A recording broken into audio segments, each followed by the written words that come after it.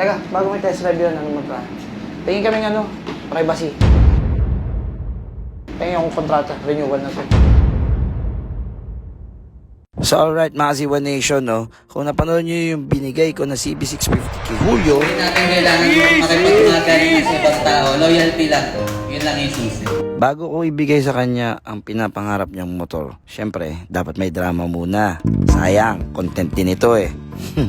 So nag-setup kami ng dalawang camera, isa dito, isa doon. Natusan ko si Boy 2 na sunduin si Julio at dalhin dito sa 01 Moto.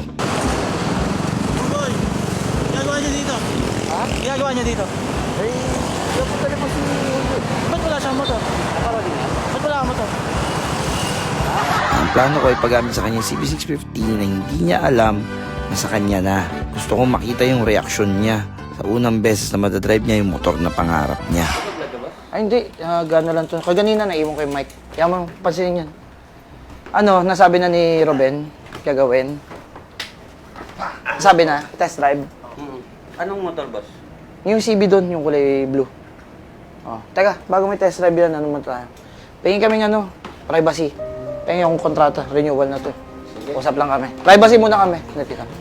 Anong plano mo dun sa sa naipon mong 200 plus thousand? Hindi, boss, sabi mo. Hindi may cash out kasi anong motor mo?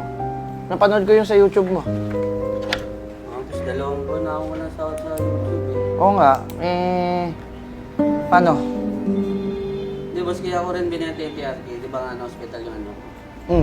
Yun nga, yung 220, anong gagawin? Stay muna. Aerox ka lang. Pwede naman, boss. Tapos pairam na lang ang motor mo pag may long rides tayo. Hindi, pwede naman, papairamin kita. Kaso may iwan ka sa niyan. May iwan ka niyan. Anyway, so sige. Yung 200k mo sa akin, tuloy lang yun, ha? Oo, boss. Ano lang yun kasi... Pang CB yun, di ba? Pang ipon yun, eh. Ipon yun, ha? Sige. So, doon muna yung sahod mo, tuloy pa rin. Problema ko, baka bumaba yung performance mo, malapit yan sa renewal mo, maapektuhan tayo. Kaya gawa mo na paraan yun. Habol ka na lang sa content. Yes, boss. Okay, sige. Review mo na lang to. Alam mo naman na yan, wala nang bago dyan. Tsaka mo pirmahan kung kailan mo gusto. Sige na, tawagin mo si Ruben, test drive May yan. ano to, boss? May increase to, boss.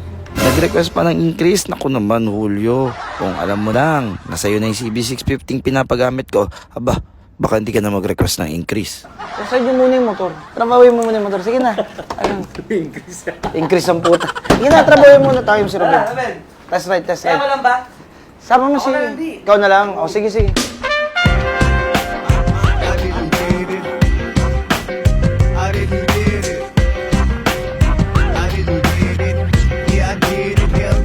Nakikita niyo ba yung mukha na yan, mga Z1 Nation? Yan ang mga ngiti, ang isa sa inspirasyon ko.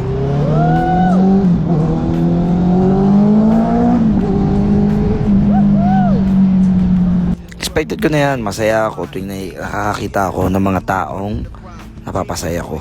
Pero ito ang hindi ko inaasahan.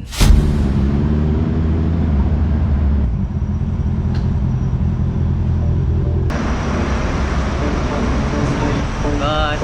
Ano, boss? 200 lang. Ano yun?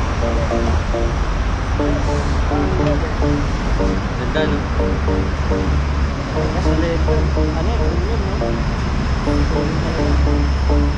lang, sa boss yun. Ingat test ride. Kasi siya bro. 650. Honda. Kakaroon din tayo nun. Tayo papagawa niyan dito lang din sa Suman. Eh, ano to? Boss ride? Wala mo, ikaw magkaroon ka rin. Tumatang mo. Magkaroon tayo parehas. Ay, teka lang, may bibigyan ako sa'yo.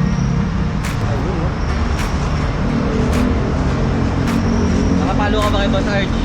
Siyempre naman.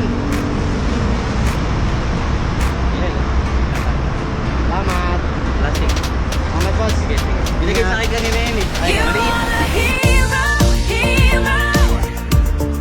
Magpasaya at mag-inspira ng mga taong nasa paligid. Minsan yan lang ang kailangan ng mga tao eh. Kahit madami nagsasabi sa iyo na hindi mo na kaya, ang importante may naniniwala sa iyo. May mga tao na hanggang ngayon nangangarap, meron din mga tao sumuko na, wala na, tanggap na nila yung pangarap nila, hanggang pangarap na lang. Nakasiwa Nation, ang buhay parang motorsiklo yan.